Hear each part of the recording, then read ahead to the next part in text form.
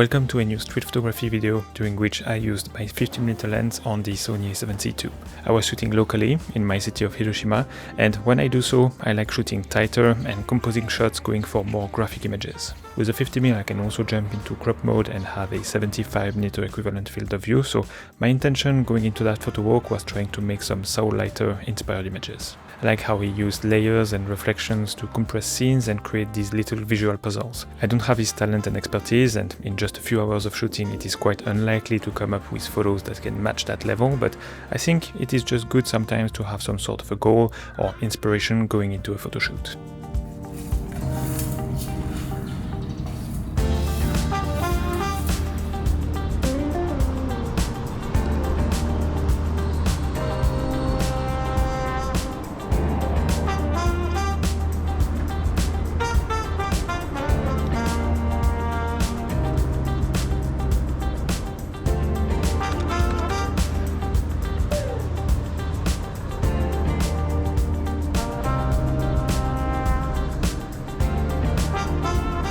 Here I noticed this narrow gap between the building on the right side and this electric pole on the left. I waited for a bit and tried to get someone right in this gap. I quite like how the framing elements are compressed and the way they guide the eye straight to the subject. His white helmet catches the light and makes sure he doesn't get lost in the frame. I close down my aperture a bit so the letters on the left are still readable, so they can be distracting, but I like how they add context and texture. What caught my eye here was the bold red reflection and those strong lines slicing through the frame. They lead your eye from right to left, pulling everything towards the left where the crosswalk is. But I think the frame feels a bit too busy. There are interesting ingredients for a good photo, but there was already too many people in the street creeping into this shot, so there's not enough subject separation and your eye kind of gets lost. A spot with potential where I will come back and try my luck again in the future, I think. The next one worked out better. I noticed a tiny reflective spot on a store window and I used it to frame the shot. That little mirror-like area naturally isolates the man in white, giving him more attention while everything else fades into the darker reflection. The lines from the sidewalk also helped guiding the eye to the subject. In this kind of reflection shot situation, focusing can be tricky, so I tend to flip back, find where to focus, not through the reflection, set my focus and lock it before coming back to the reflection and waiting to take the shot.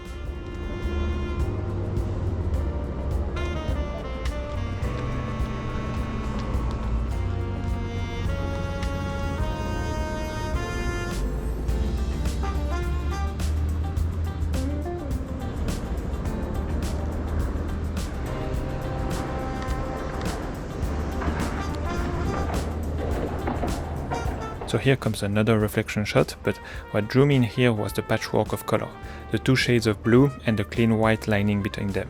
The mirror gave me a natural frame for the two men walking by.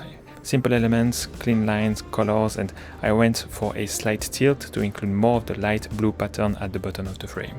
I also had my ND filter with me to capture some video clips, but I thought it could help me to play with some slow shutter speeds. I was having a coffee break when I noticed that this perspective from above could look nice. The area in the shopping street was darker, so I wanted someone with a bright outfit to pop against that background. With the slow shutter speed, the man here in white becomes almost a ghost-like figure, like he's floating into the frame. There's a strange softness to everything and it feels more like a blurred memory than a moment. So this kind of photo became another inspiration for that day of shooting. One of the things that makes living and taking photos in Japan so special to me isn't just the scenery, it's everything else. The people I meet along the way, the food I get to try in some little authentic restaurants, and the remote places I get to explore. And honestly, most of that would not be possible if I didn't speak Japanese. When I was learning, it was tough. I always had to juggle between content that was either way too easy for me or way too hard, and I always struggled to find something truly immersive that matched my level. So that's why I wish that I had something like Rosetta Stone back then. Rosetta Stone is a language learning app that uses a method called dynamic immersion, which teaches you the language in that language by pairing pictures with audio from native speakers. It's how kids acquire language naturally, and it works. You're not just memorizing words out of context, you're learning how to actually use the language in real-life situations and speak it with confidence from the first lesson. Their true accent speech recognition technology is super helpful too because it listens to your pronunciation and gives an instant feedback, helping you to sound more like a native speaker every time you practice. こんにちは。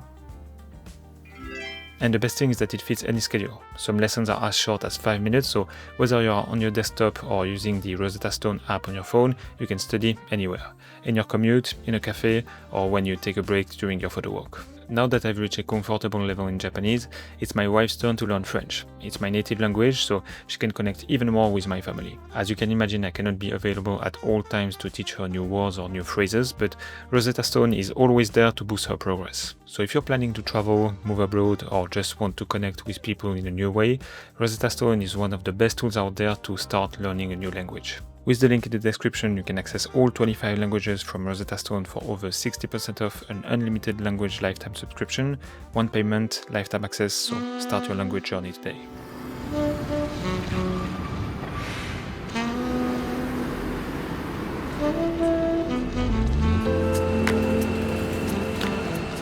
After that, I kept trying some slow shutter speed shots, looking up at the different buildings and signages.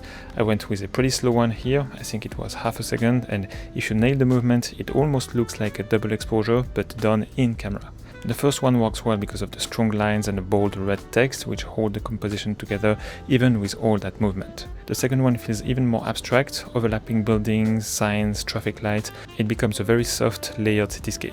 Definitely not for every frame, but when it works, it creates something that feels closer to a memory or impression rather than documentation. Those are definitely experimental, but that's something I want to include a bit more in my workflow going forward.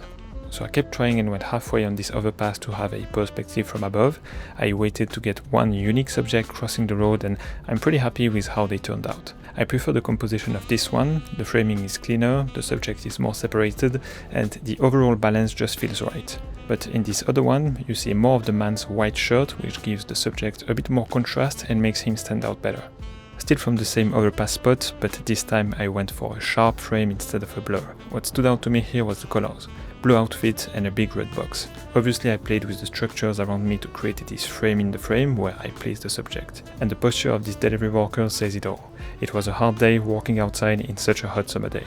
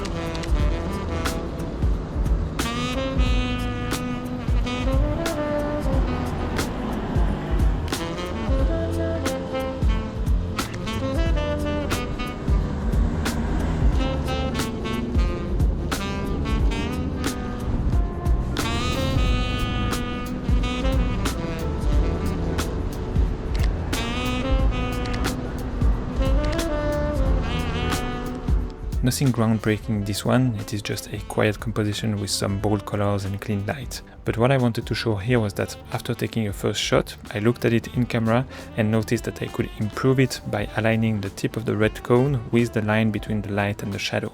It's a small thing, but it reminds me that slowing down and really looking at what's in the frame can make a difference. So this one is probably my favorite Soul Lighter inspired shot of the day. The reflection, the framing through the window, and the pop of red with the man's cap that matches the red truck, a lot of ingredients are gathered for a decent shot. Here I saw this woman in the distance, and what caught my eye was the hat. So I turned the other way and waited for her to go past me to take the shot and see more of the hat. But what made the shot was the balance between the two people in the foreground and the man walking at a distance. I didn't plan for it, but he ended up placed right between them, adding just the right amount of structure to the frame. Here I noticed this red line thing with the bike and the texture of these construction curtains. That red line helps leading the eye from the right to the bike and finally to the woman. I got lucky that she was dressed in all black, which gives the photo a nice graphic contrast against the brighter background while keeping it simple and not too colorful.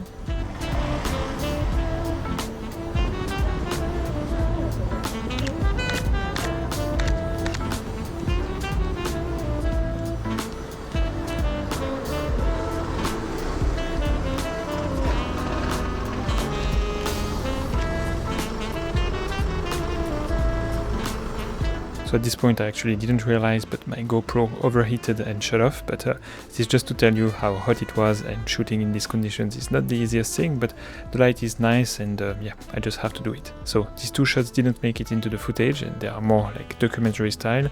The first one is about style, like that man's outfit was clean, the light beige suit, the hat, the orange leather bag, he looked like he stepped out of a movie scene. The second one caught my eye for the scale. The worker like cleaning the window with that super long tool was quite funny to look at.